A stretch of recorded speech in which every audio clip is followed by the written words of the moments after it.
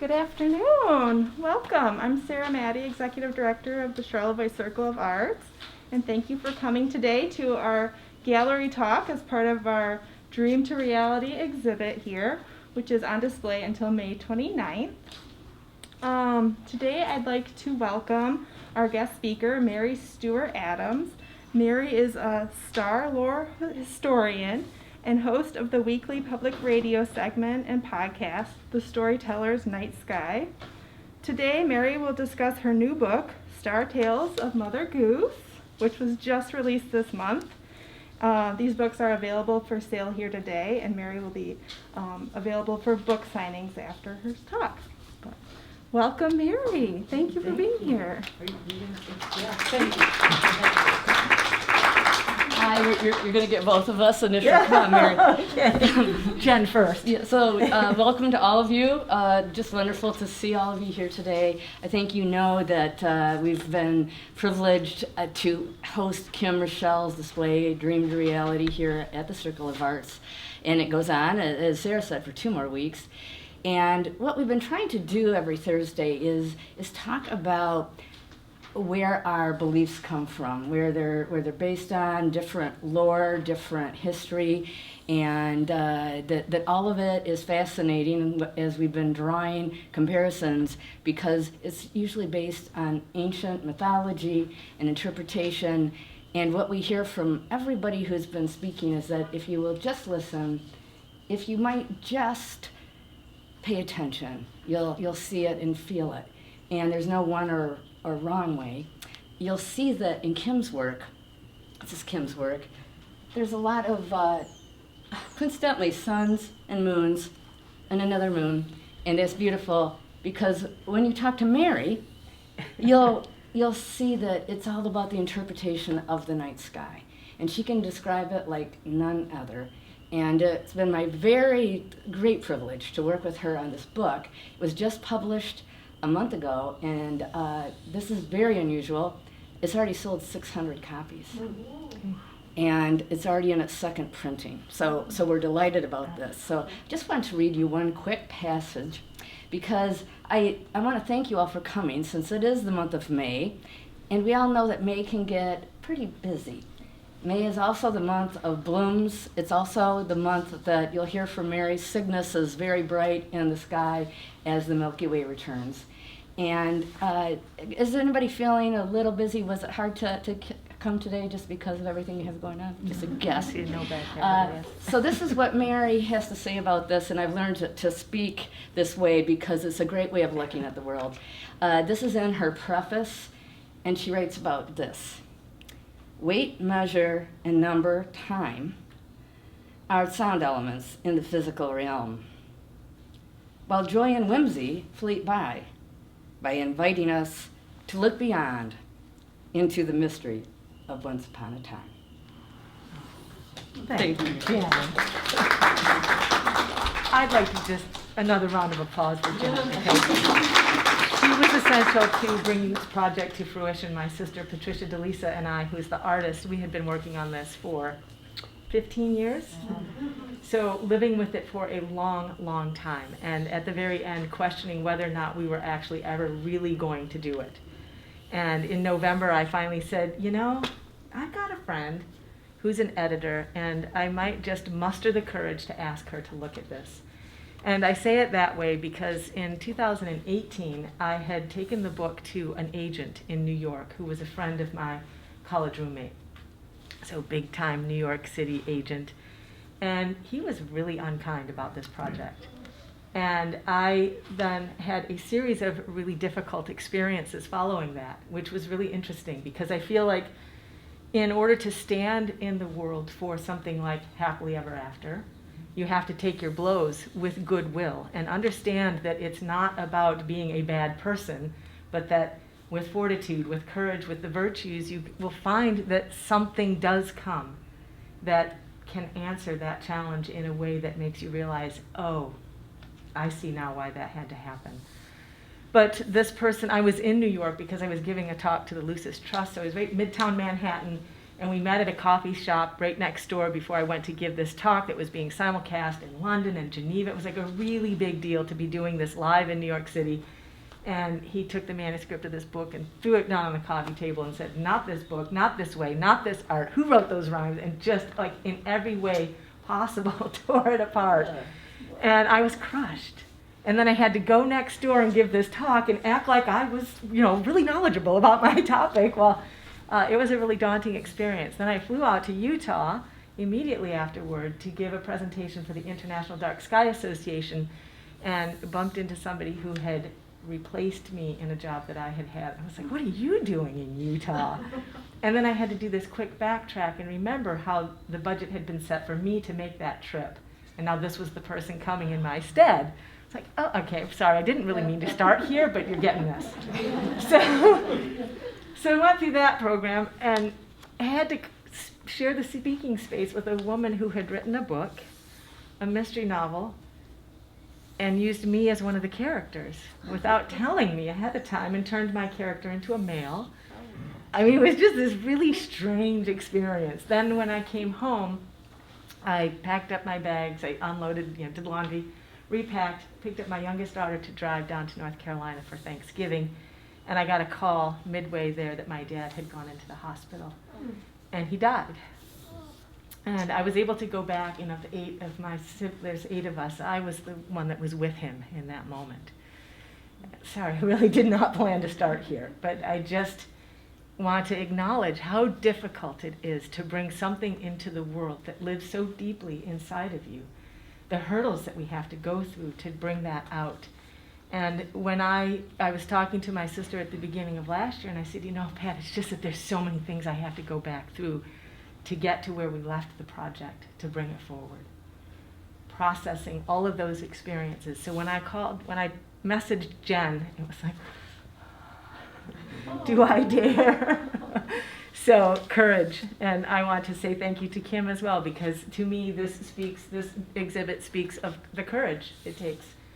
All of us have artistry in us, and it might be the way we dress, the way we speak, it may be a fine art, but the courage that it takes to do that in today's world, I think, is really commendable. So yay, humanity. So where I really meant to start was, so we can edit all that part out. Where I really meant to start was that I love the name of this exhibit, Dream to Reality. Is that what it is? Because this is very much the story of how the Star Tales of Mother Goose came into being. But first I want to ask us a question. How many of us dream? How many of us had a dream last night? How many of us remember our dream from last night? No. How many of us wrote down our dream from last night? Okay. So, dreaming is a very essential element in bringing the future into reality. And it's one of the first and most accessible resources that we have as human beings. Now, when we're awake in the daytime, we have the light of the sun to illuminate for us what we see in the world and our sense organs. We have sight, we have sound, we have touch, we have taste. And that this is something that we can organize in our thinking through the use of intellect. But when we go to sleep at night, we don't have full intellectual capacity. A different type of consciousness takes over. It would be described in spiritual science as imagination, which is not make-believe, but the kind of cognition you need in order to access the world that is not defined or describable by the laws of time and space when we're awake in the physical body using our sense organs. And imagination is something that we don't only access when we're asleep, we can also cultivate it in the daytime if we want to nourish that part of ourselves that can really see into the, not necessarily just see prophetically into the future, but be prepared for the future that's coming toward us. And one of the ways to nourish the imagination is through fairy tales and through nursery rhymes and through paying attention to dream or paying attention to chance encounter, paying attention to those things that seem to defy all laws of possibility. But nonetheless, they happen, and they happen consistently, and they happen regularly. And if we listen closely enough, we'll see that it's not random, it's not nonsense, it's not make-believe, it actually belongs to something that is I would say, emanating from a much higher wisdom than at least what I operate under during the day-to-day when I'm awake and thinking about, oh, I'm going to do this and I'm going to do that. So this book was inspired actually by a dream. And I will share that my biography matters to the fact that I had that dream because I'm the 7th of 8 children in my family. We were all born within 10 years, so that means that there was not a lot of time for me when I was little.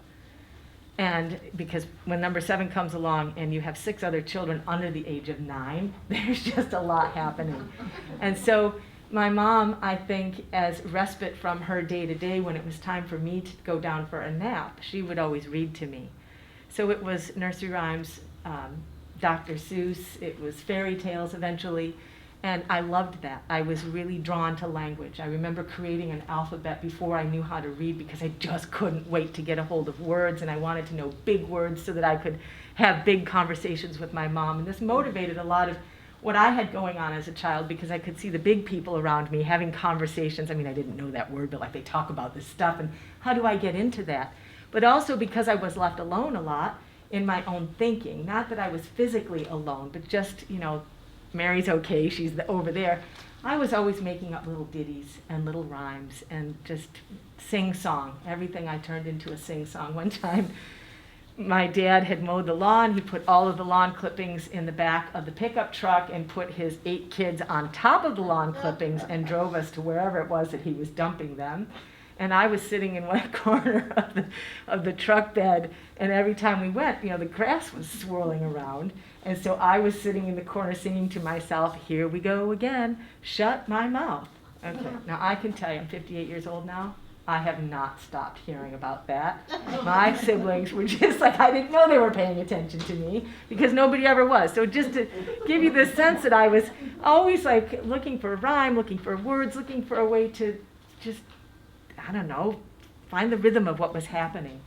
But so then when I was in my early 40s, I was at my sister Kathy's house, and our niece was singing a little rhyme.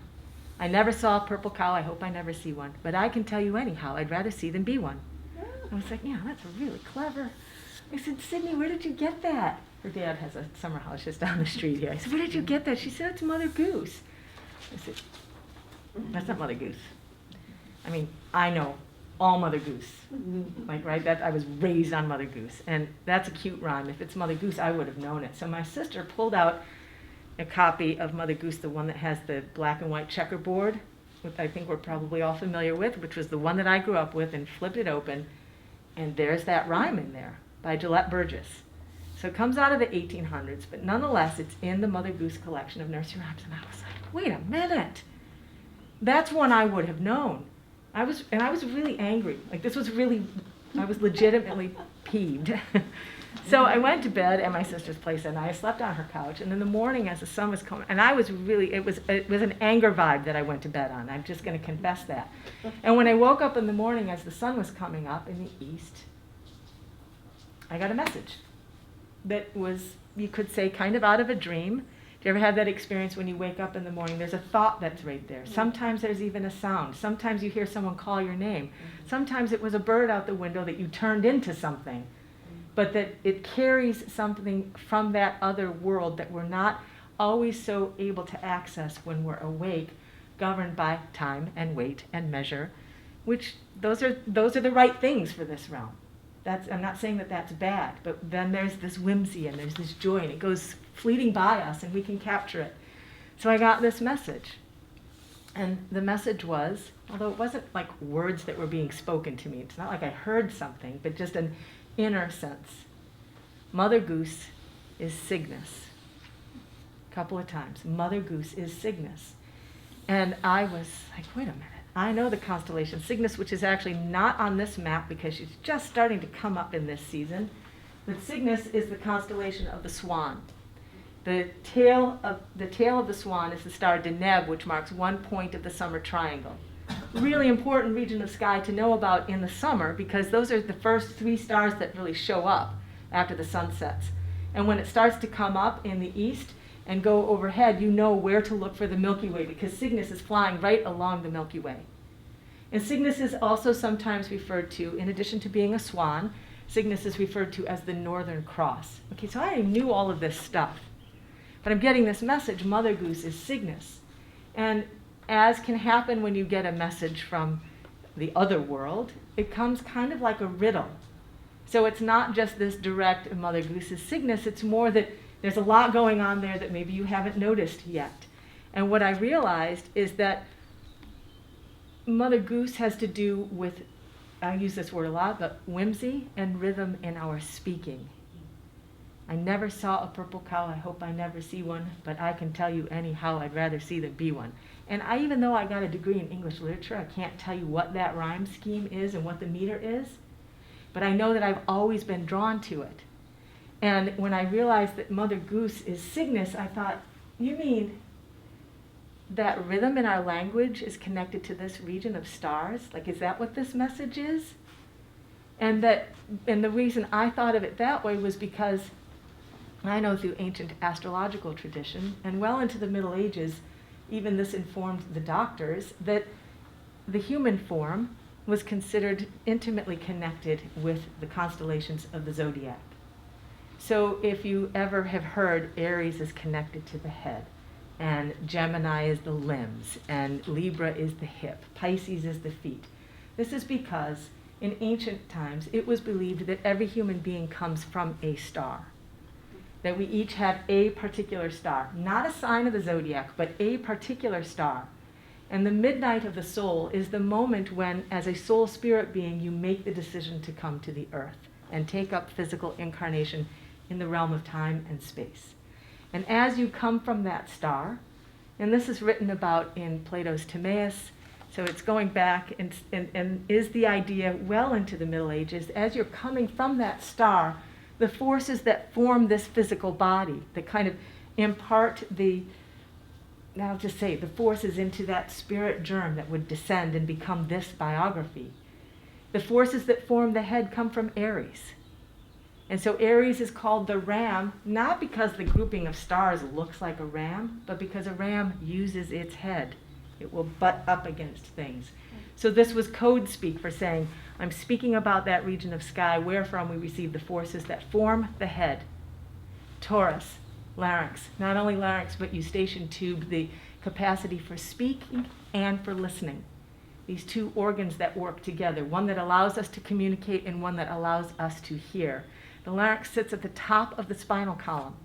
It gives us, in a certain respect, you could say, our ability to speak gives us uprightness. In this, we are different from the animal kingdom that doesn't have that same quality in that organ. It's really fascinating when you start to look into what did they really believe. Gemini, the limbs. Cancer, the rib cage. Leo, the heart. It's the lion. This is the king of the jungle. It's the most regal, the most to be feared, but also the bravest, the most courageous, and the most compassionate. Heart forces. Virgo, she's sometimes shown as the pregnant virgin, or carrying a child, carrying a shaft of wheat. This is this torso, inner region of the human being. Virgo kind of carries those organs, and the organs themselves are not connected to the fixed stars of the zodiac, but to the wandering stars, the planets. So, liver is Jupiter, kidney, Venus, spleen, Saturn, gall, Mars. When you say, he's got a lot of gall, it's like saying there's like an overdose of Mars going on there. So this is, when you looked at the human being, you were looking at an entire cosmos. So I had that, I knew that stuff. But this is all dealing with the constellations that are along this line right here. This line is called the ecliptic. And it's called the ecliptic because this is where eclipses happen. Because it appears to us on the Earth, even though we know that the moon is the only thing that's orbiting us, and we are in orbit around the sun, and the planets are in orbit around the sun, it looks to us like everything is going around us. And as it goes, it moves along this path that stays in front of this group of stars that we call the constellations of the zodiac. This other straight line going through here is called the celestial equator. These are just imaginary lines, but if you take the Earth's equator and projected it out onto the stars, then you get this line. And then you can talk about the northern celestial equator and the southern celestial equator, the same way we talk about north and south on the Earth. So this ecliptic kind of rises up over the equator, then it comes back down, and then it rises back up. So the places where it crosses, day and night are of equal length. We call that equinox. When it's highest up, when the sun is highest up, summer solstice, and then when it's furthest down below for us in the northern hemisphere, winter solstice. So that's what's being described here. So this is kind of a, not a very wide plane. And I realized in this moment when I got this message, Mother Goose is Cygnus, that my consciousness about the stars existed on this plane. Kind of flat. Cygnus isn't on this plane.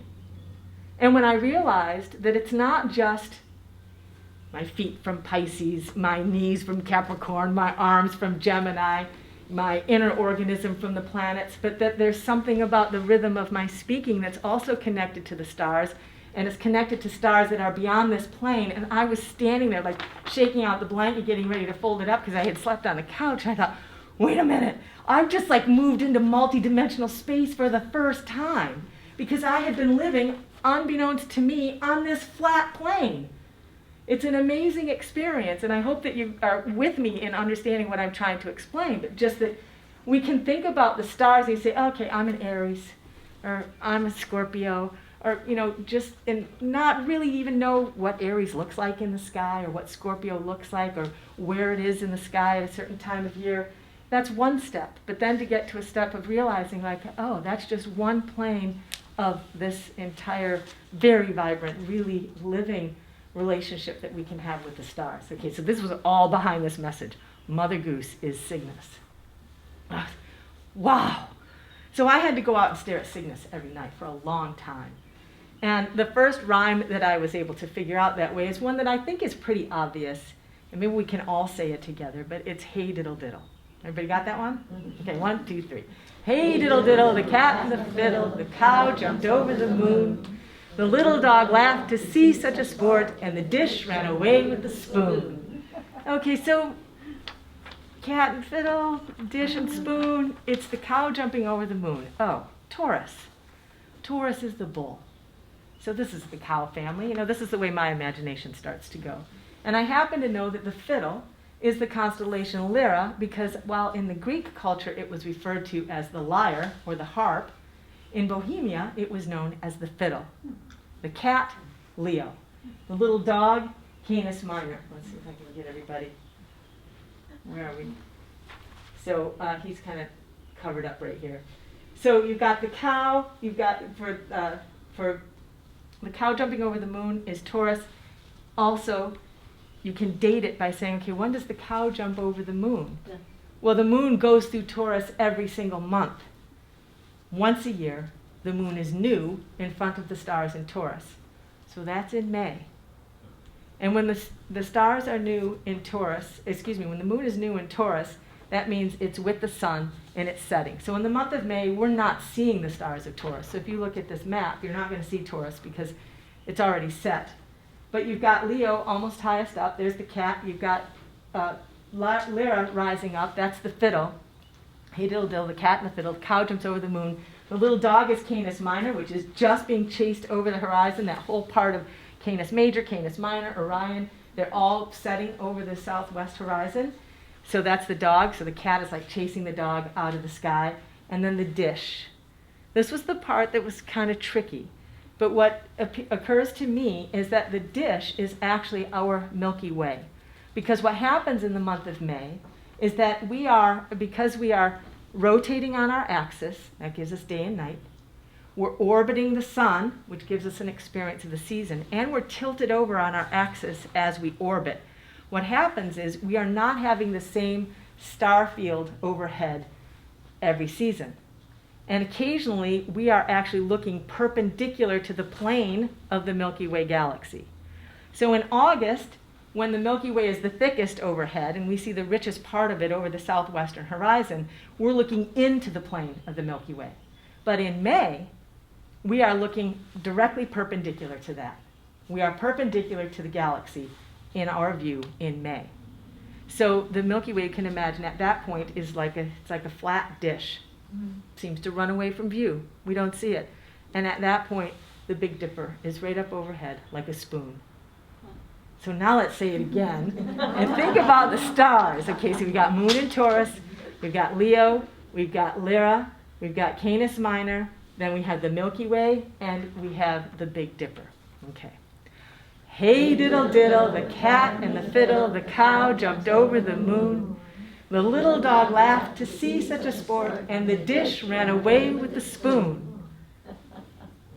So I lived with that for a while, and then my youngest daughter said to me, well, Mom, a while, like maybe a couple of years, like I was good with it, like, wow, I got this thing. She said, are there any other ones? Oh, yeah, there probably are. I was going to be content with that. There's just this majestic speaking going on, and I'm just hearing the first part of it after spending a lifetime of studying the sky. I'll back up a little bit and say that I was first introduced to astrology when I was 18. And I was introduced to the work of Rudolf Steiner and anthroposophy at the same time. That was much harder to get a hold of than the astrology. I was like, I get it. Like Saturn means this. You move it over there, it means that. You move it here, it means that. It was just like a living jigsaw puzzle. And what fascinated me was not so much that I wanted to foretell the future or that I wanted to predict anything for anybody. It was just that, this way of knowing the stars has motivated some of the highest achievements in human culture. The further back we go in history, the more we see that cultural striving is aiming at trying to emulate the harmony of the cosmos. Great temples, pyramids, cathedrals, structures are built aligned to this greater wisdom that's being experienced in the stars. And so I thought to myself, if it's true, it's knowable. And if it's knowable, then we can find it. So I'm just going to go on a treasure hunt to try to find that. So that was my approach to astrology, or the astrologos, the star word that the Egyptians believed was being spoken. They have this sacredness of the bull, this relationship to the larynx. It's fascinating in Egyptian art when you start to look at those qualities of relationship to the stars. This point of the spring equinox, which in our time is happening when the sun is in front of the stars of Pisces. During the Egyptian era, it was when the stars were in front of when the sun was crossing the equator, when it was in front of the stars of Taurus. Okay, so from 4,000 BC until our era, we have drifted this much as we wobble while we're orbiting. So this is continually changing our orientation and changing culture, right? So we have a different orientation happening. When the equinox point happens in front of the bull, the cow and the bull, they're sacred. Then you get to this is Egypto-Chaldean culture, you get to the Greco-Roman period, and now you have stories of Jason. Jason has to tame the fire-breathing bull, to sow the dragon's teeth in order to plow the field to get the golden fleece. That represents Aries. Right, so you have these stories coming mythologically that are articulating this wobble of the earth and this point of orientation that's changing. And then when we get to the beginning of the Christian era, the vernal point is right at 0 degrees of Aries, but then it processes into Pisces. And now the fish becomes a symbol for representing Christianity. So you start to see the stars speaking behind this. So that kind of thing fascinates me. I wanted to know that.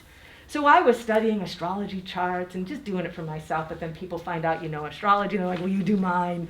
And so I was in my kitchen, and my oldest daughter, she was maybe 5 years old, she said, well, Mom, what are you doing? I was looking at a chart. And I said, well, trying to give an age-appropriate answer. I said, I'm reading the story of somebody's life the way it's written in the stars. And she said, oh, but you're cheating. I said, what do you mean I'm cheating? She said, you need to be out reading the stars. And at that moment, I was like, oh, wow. I don't know what the constellations look like. Like, I'm talking about all this stuff. At that time, I wasn't, but just, to my friends and things like, I couldn't identify that if you asked me to, so I kind of closed that up and got this map from Michigan State University Abrams Planetarium and went outside every night. I'm like, okay, that's that, and just taught myself so that I would know. And when you start to do that, if it's an experience like what I had, it starts to speak to you. And not because it's going, finally you're paying attention, now we can tell you stuff. It's not like that. It's dreams. It's people giving you information. It's stuff that starts to show up in your path that maybe was always there, but you didn't see it because there was no starlight shining on it. So when we think about imagination as opposed to intellect, so intellect is the kind of cognition we use in our day-wake self, when the light of the sun is illuminating things for us. Imagination is illuminated by our own inner light, but also it is nourished by the dream, which is usually when we're asleep, and if we're not working the night shift, that's happening at night when the stars are out. So the stars are intimately connected to this imaginative cognition the same way the sun is connected to intellectual cognition. And bridging the space between them is the work of wonder literature. Fairy tale, nursery rhyme, myth, and these things have existed in every culture around the world since the get-go. And usually their point of origin is the stars, and the stars spoke something to the human being, and then this is how the human being understood that. So that's the journey that I've been on for, well, I would say pretty much most of my life, and ultimately arrived at a lot of things along the way. First, it became a series of calendars called Fairy Tale Moons, where I borrowed the indigenous tradition of naming the full moon each month, only I did it according to traditional fairy tales. So I wasn't writing the fairy tale, I was just saying, okay, in the month of March, we have this region of Orion highest overhead. So Orion kind of has his posse with him. He's got the big dog, he's got the little dog, he's got Taurus the bull. There's a lot of beautiful things going on in this Orion region of the sky.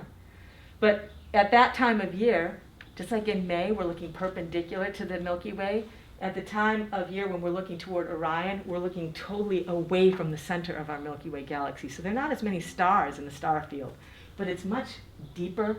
The quality of the dark is quite different then. And so in the month of March, everybody around the world is seeing Orion. Because see how his belt is right on the equator? That means he's visible in the northern and the southern celestial hemisphere. There's some constellations that are so far north, they're not seen in the south, and vice versa. But Orion is seen in both the north and the south, and in March, everybody's seeing it. All right, so I called the month of March, the full moon in March, the handful of beans moon.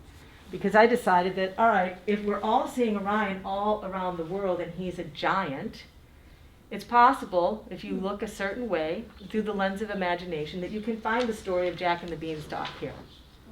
So Jack and his mother are very poor, and Jack is sent off to market with the old milking cow to get food. And on the way, he meets the old man who's got this handful of magic beans.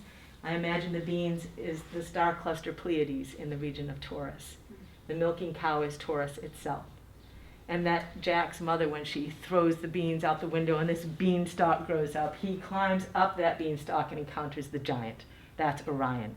The belt of 3 stars. These are the 3 gifts that Jack has to get away from the giant. So you've got the hen that lays the golden eggs, the bags of gold, the singing harp, and then Sirius, which is kind of covered up in this map by Monoceros, the unicorn.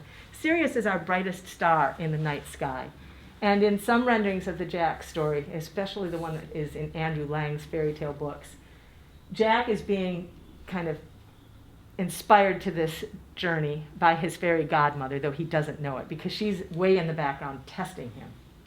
And after he's able to get the 3 gifts away from the giant, and he knocks down the beanstalk and he kills the giant, then she shows up and says, okay, I was just testing you to see if you were the right kind of Jack to inherit your father's true gifts, because actually all the things that the giant took from you, or that the giant had, he had taken from your father.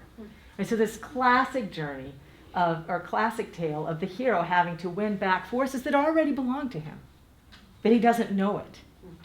And so it takes this nourishing of the imagination to actually have access to those resources that are available to all of us. And I think that fairy tales really get maligned in contemporary culture because people will say, oh, it's always the man has to rescue the woman, she's always a damsel in distress. That is not what's going on. What's going on is that the feminine is usually always the soul of the human being is always represented by the feminine. And the hero is the person who's reading the tale. And the quest is the sacred union with the soul spirit nature. And there are tests. Sometimes these tests can be life-threatening to actually realize that greater consciousness and then walk through an initiation. And when that has happened, there are forces that could just be showing up as intellect or really inspired imaginations that can work into the world.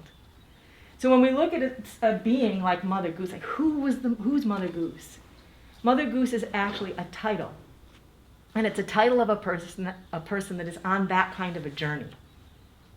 And Mother Goose is potentially, perhaps, related to the third stage of initiation that was called in the Middle Ages the Swan Initiation. And at this level of that journey, the Swan Initiate, because they had begun to hear the names of things according to themselves, the flower, the rock, the person, announcing themselves, the Swan Initiates had to surrender their own name and take on a title. So Mother Goose is potentially a title of a Swan Initiate. And in part, this is to kind of keep secret that they have unlocked a mystery, because these mysteries have to be protected so that people who are not prepared, who haven't gone through those stages of initiation, are not set upon by the challenge that comes from knowing certain things. So you tuck it into a once upon a time, and you explain this journey that the human being goes through in trying to realize and awaken the soul, spirit, nature, and it always resolves in happily ever after, no matter what. Move that mountain tomorrow morning or it's off with your head. How could any of us move a mountain? Nonetheless, some virtue along the way that has been exhibited by the hero, and when he's out there looking at the mountain, something shows up and says, you helped me, I can help you. The mountain is gone, and he gets to marry the princess, and they live happily ever after.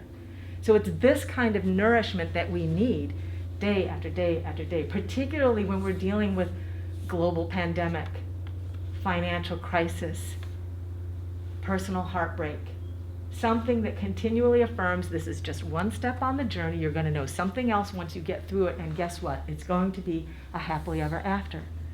So this is a lot of what lives behind the Star Tales of Mother Goose, is this journey to find out who is Mother Goose, where does it originate, and what are these nursery rhymes doing, and is it connected to the sky? So the answer to that being yes is me saying to all of us and everybody who reads this book, I think it is. I cannot say that those who originated these nursery rhymes were actually doing that, but what I know is that it's possible to find the stars in there. So let's look at this map I've given everybody. So everybody find the constellation Cassiopeia. Cassiopeia is up almost at the very top. It looks like a W. So Cassiopeia in the ancient Greek culture is known as the Ethiopian queen. She was very vain. She bragged that she was more lovely than the daughters of Ocean, and so her daughter gets in big trouble because she did that. I'm not going to tell that story. But she's overhead every night in the Northern Hemisphere. So if we're looking through the lens of Greek culture, she's there to remind us, watch out for vanity. Because as she is shown in this map, she's upside down on her head right now. She can never get up out of that chair, right? But in Mother Goose, she becomes somebody else. Okay, so we've got Cassiopeia. Everybody got Cassiopeia? Okay, so now look for Cepheus. Looks like a house that's just left of Cassiopeia. He's the king. And actually, Cepheus was also an Ethiopian king that is sometimes credited with originating the science of astronomy. Okay, so they're pretty ancient, and when we're in the Northern Hemisphere, those two are up every single night, a king and a queen. All right, so then, if you find the Big Dipper, which is, remember, it's the spoon, so the dish runs away with the spoon, so the Milky Way is as flat around the horizon as it can get when the Big Dipper looks like it's right overhead. So you follow the arc of the Big Dipper's handle, and it arcs down to the bright star Arcturus. Everybody got that? Mm-hmm. Arc to Arcturus. And then you continue that arc, and you spike to Spica. Let me see if I can show it to you. I can try to do it on there. Okay, let's see, you're coming like this, but we've got characters there covering it. All right, so Spica, or Spica, is the brightest star in the constellation Virgo, the maiden. And she looks like she's laying down on the ecliptic. Okay, remember, this is the ecliptic, and she's right here. Now, in ancient Egyptian culture, she was shown standing up beside the lion with a crown of stars. Then we get to the Greek culture, and she's starting to be shown laying down. And also during this ancient Egyptian time, if you have ever seen pictures or actually seen in person the Dandara Zodiac, I think it's at the Louvre. It's a zodiac that came out of, it was in the temple of Hathor in a chapel dedicated to Osiris. And it showed the zodiac on the ceiling, and then the pillars upholding those stars were the feminine. And so that in the Egyptian culture, it was very clear that the feminine held the star knowledge. Then when we get to Greek culture, Virgo is now laying down, and now we have the story of Atlas. He's carrying the pillars of the heavens on his back. And for a moment, he gives the pillars of the heavens to Hercules, which is the way the Greeks were saying, okay, it comes from the feminine, goes to the masculine, and then get ready, human being, because it's going to land on your shoulders, and you better, this star knowledge is awesome and it's mighty, and by the time it descends, you have to be ready for that. So this is what the Greeks, I think, they're trying to picture in this mythology. All right, so then, by the time we get to the beginning of the scientific revolution in the 1500s, I'm skipping through thousands of years, right? So we've got Virgo standing upright for the Egyptians, then she's laying down for the Greeks, and then when we get to the scientific revolution, it's like, are you kidding? There's no such thing as divine spiritual beings speaking to us from the stars, so it's like she's completely slain. Like, that's gone. But around that time, these little nursery rhymes and ditties are starting to show up. So one other constellation you need to see before I finish this. So you've got the Big Dipper, arc of the handle, arc to Arcturus, spike to Spica, and then if you continue that same arc, we'll be pointing right at Corvus. Does everybody see that? Mm-hmm. Corvus is the crow, or the blackbird, sitting on the back of the serpent. Yeah. You just caught. Okay, got you. We got you. All right, so king and queen. Then we've got Virgo the maiden and Corvus the blackbird. Anybody want to guess which nursery rhyme that is? Sing a song of sixpence. Sing a song of sixpence, a pocket full of rye. 4 and 20 blackbirds baked in a pie. When the pie was open, the birds began to sing. Wasn't that a naughty dish to set before the king? The king is in the counting house, counting all his money. He's got his foot right on the Milky Way. The queen is in the parlor, eating bread and honey. Sorry, I didn't point this one out, but that's Cancer with the beehive cluster where the honey is made. The maid is in the garden, hanging up the clothes. That's Virgo, right there on the ecliptic. That's her clothesline. When along comes a blackbird, Corvus, and nips off her nose. So you can see that all going on there. Now let's see what I did with it in Mother Goose. Actually, I can just tell it to you. I mean, I can show it to you, too. So this is me giving myself permission to have an imagination about what else is going on in this story. You get a little bit of backstory. I wrote this rhyme before what happened this year. So in addition to this big news in 2020 about this global pandemic, this pandemic that was coming our way out of Asia, it appeared to be, there was something happening in the sky that was really remarkable.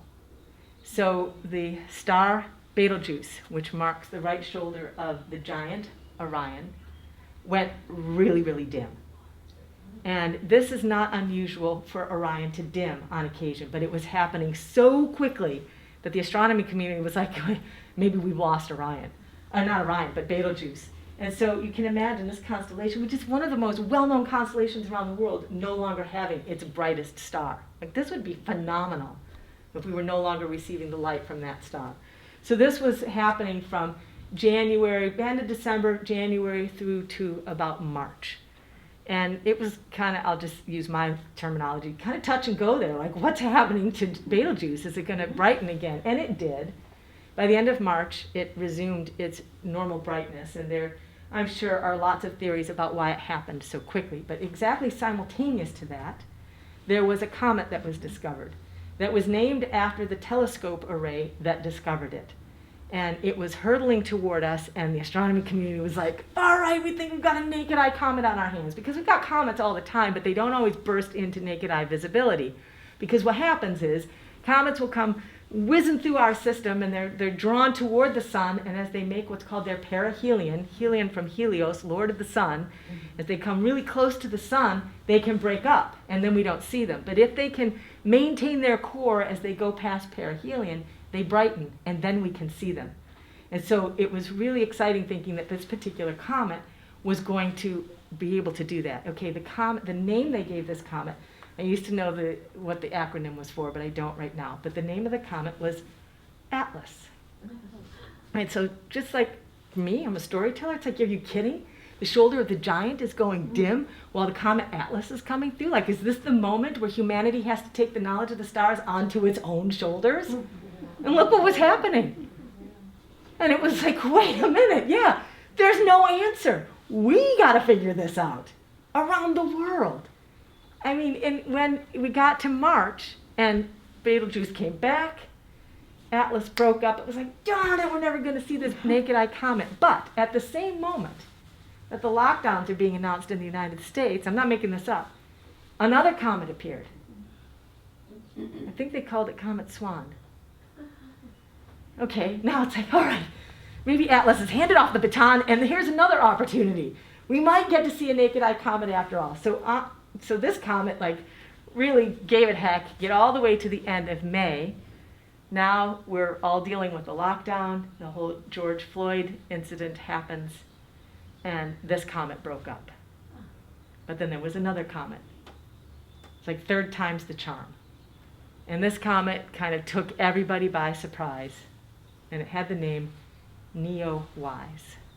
How many of you saw it? It was a remarkable comet with a beautiful tail that was visible both in the morning sky and the evening sky for a long time. So this was really remarkable that this was going on. I completely lost track of why I was telling you this story, but just that Betelgeuse, Atlas, Swan, and Neo-Wise, this was all going on in the sky at the beginning of last year. It was really intense. Well, we had a lot happening just in our day-to-day. There's something sounding out in the cosmos. And one of the ways that comets were formally interpreted is that they're like great big brooms that sweep through and pick up all the astrality. So even though we're dealing with a lot of stuff, it maybe would have been a lot worse had the comet not been there. I'm going to put that out there. All right, so really I was going toward Sing a Song of Sixpence and how I have reimagined the rhyme. And I'm not trying to rewrite Mother Goose. What I'm doing is saying, here are these rhymes. It's really lovely, Sing a Song of Sixpence, and I've just shared with you my imagination of how that's connected to the constellations Cepheus, Cassiopeia, Virgo, Corvus, and then the honeypot at the beehive cluster at the center of Cancer. So just a way to, sing song underneath the sky. And so then what I do is say, well, if it's connected, then I'm gonna try my hand at just making up a little ditty that goes with that. And I wouldn't expect anybody to memorize this, but I'm telling a story. So I'm going to read it and then I'll tell you the story. I've been telling you the story, but I'll make it more clear. With our days 4 and 20 as the sun takes the sky, there are those who will use it to simply make pie. The king in his house counts his money so bold. The queen in her parlor spreads her muffins with gold. And the maiden, she's busy, the sheets for to fold. But what's hidden there in this scene so sweet is the thing that can happen with a moon at your feet. Then the maid rises up, wearing the crown of the sky, placed among kings as the dragon goes by. So what I'm pointing at there is that once upon a time, this constellation Virgo, which we see laying down on the ecliptic, was actually standing upright. And if we stand her up, then the constellation of the starry crown appears on her head. But beneath her, we have the Hydra, the serpent, that is related to the dragon. And when you start to awaken this imaginative cognition, which was understood in the mystery schools, you could be taken through an initiation process where you would become aware of this in the day wake, that when you wake that up, this serpent begins to stir. So you have to be mindful about what you're doing. So I've just kind of tucked it into a little ditty, but that when we start to awaken our relationship to the stars, then we start to see these pictures, not that the sky is going to start moving, but that we as a humanity offer our imagination into what that is. And in former cultures, you built the pyramid and aimed it at the star, or you built temples in the ground. You put up the big stone megaliths and lived in the shadow when the sun was at a particular place, so you could read in the shadow what mystery is happening when the sun does that. So this was my giving a nod to ancient cultures and an imagination. It also has hints of what's coming at us in chapter 12, book of Revelation, with the woman clothed with the sun, the moon beneath her feet, a crown of stars on her head, and a serpent there waiting to devour the child once it's born. And the idea, again, is that when we awaken this kind of consciousness, it's not just all fun and games, but it's something we must do, and there is a happily ever after at the end of that. So what I've done here is, yes, it's Mother Goose, yes, it's appropriate for children, yes, there are the traditional rhymes, but then also there's this history. Where did that rhyme first show up? And how might we imagine it connected to the sky? So it's not just a children's book. I think it's really important to say that. It's kind of like history and naked eye stargazing, which really isn't appropriate for a child. You don't want to take a child out and point out the stars too soon, because they're living in a world of imagination. You don't want to tug them out and say, let's find the imagination again, because they're there. But you get to, teenagers, 6th, 7th, 8th grade, then it starts to become something that you can teach. They don't necessarily want to be talking about Mother Goose at that age, but if we don't plant the seed of Mother Goose, we don't have this to draw on when we get older, and this is something that really enriches the culture. Not just Mother Goose, but the fairy tales, the nursery rhymes, the mythologies. So, okay, I feel like I just said a big thing. All right, so Mother Goose. And so just to give you a sense of where Sing a Song of Sixpence, the history of where that rhyme comes from, is that, let's see if I've written it in here and I don't have my glasses. So the 4 and 20 blackbirds baked in a pie is a reference to something called the entremets, or entremet, it's French, for entertainment dish. And so it was a practice when you went to the feast with the king that the bakers would bake a pie shell.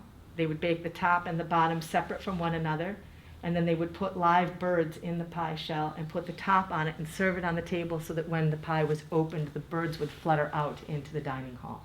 And everybody would be, ah! And so this was a real thing that was happening. This was a real practice. And so they would make these really elaborate pastry fountains and just different things that still chefs do to this day. But this is where that particular rhyme was coming from.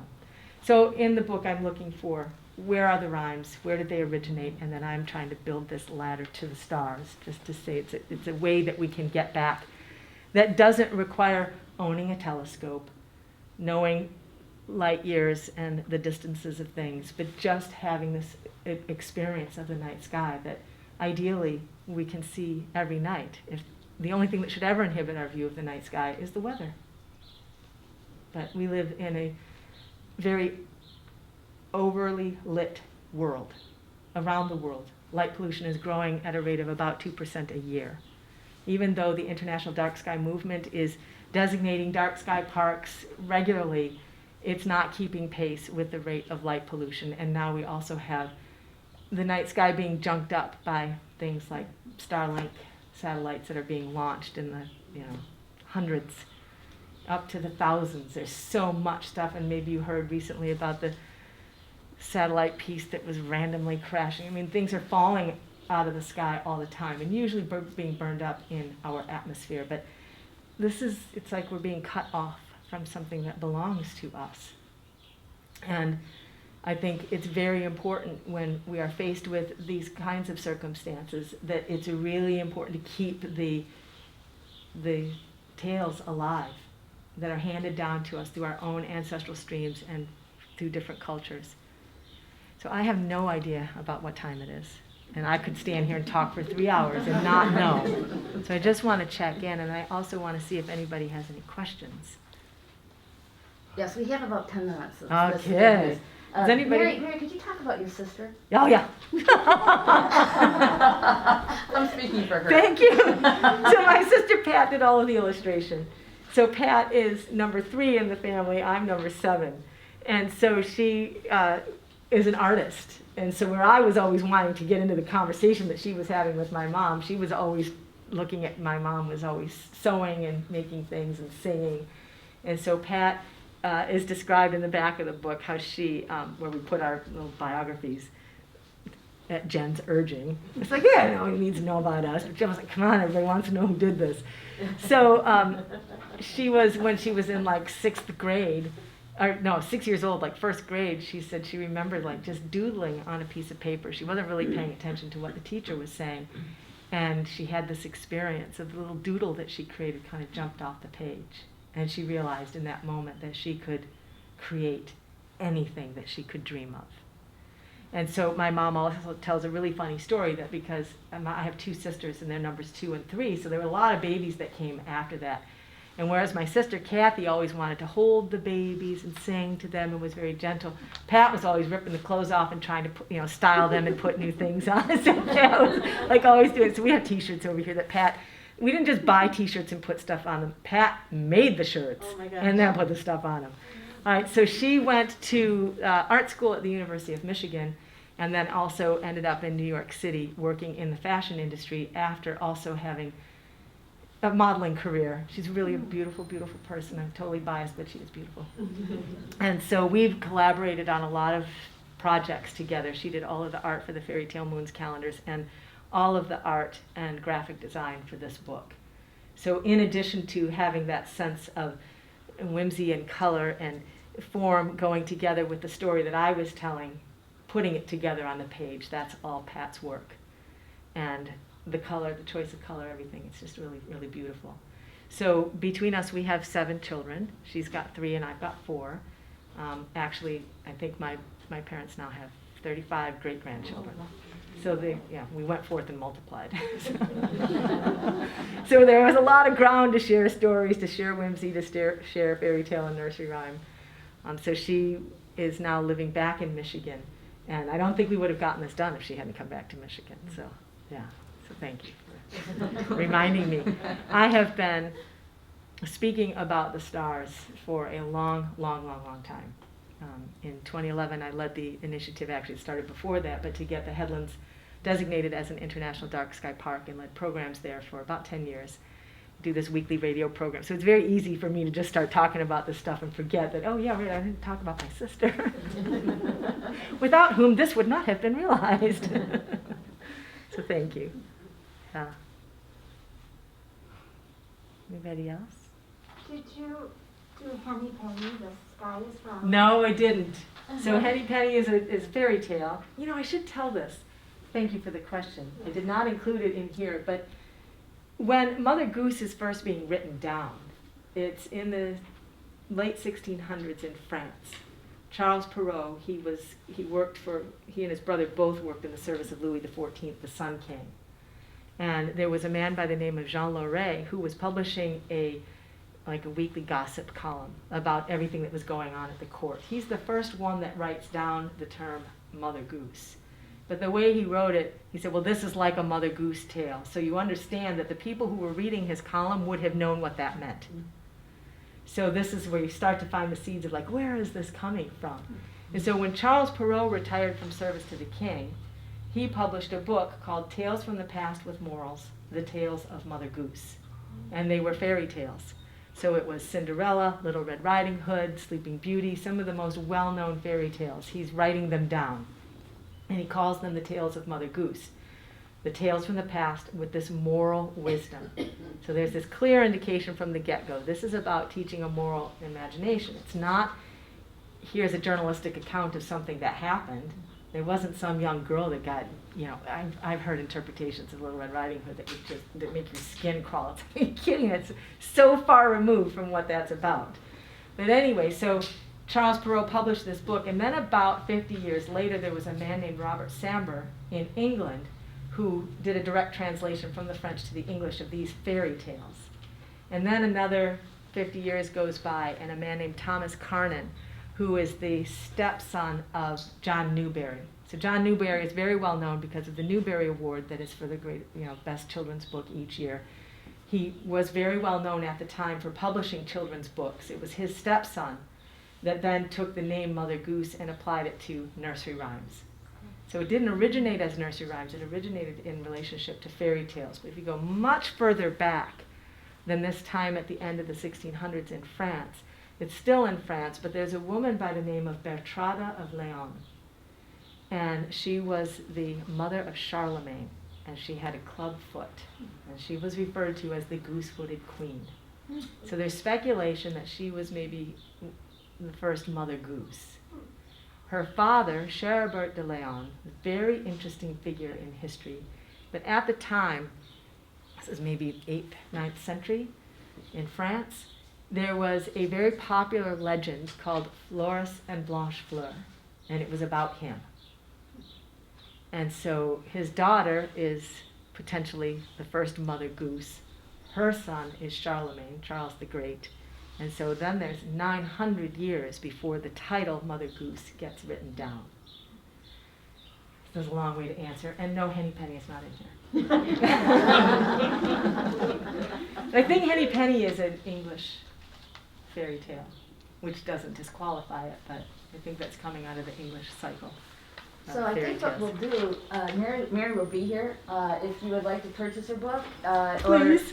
she'll be in here Or for talk book some signings more. and any more questions. My favorite is Bo Peep, yeah. if you could end with that one because Yeah, I can. it's So, what everyone can see.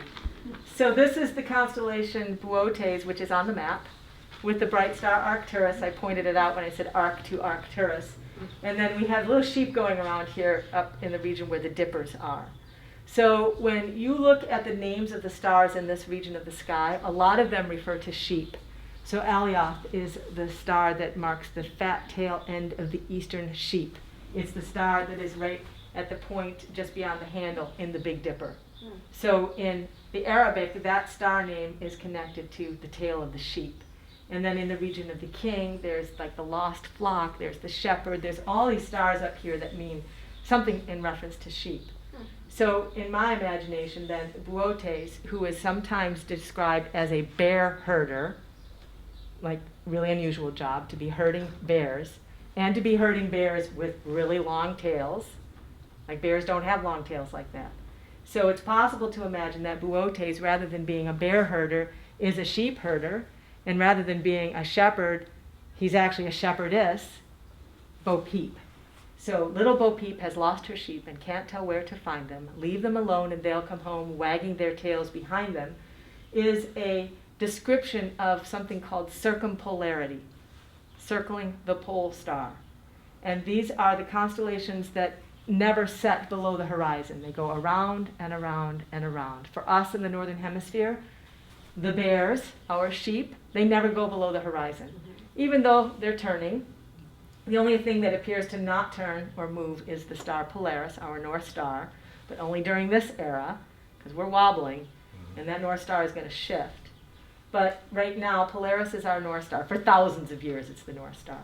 But so this goes around and around. You don't have to worry about it, Bo Peep, though, because they're always going to come back to the place where they started. So little Bo Peep has lost her sheep. She can't tell where to find them. Leave them alone, and they'll come home. Those stars are going to circle right back to the same spot where they were last year in May. They're coming back again, wagging their tails behind them. Thank you, Mary. Thank you.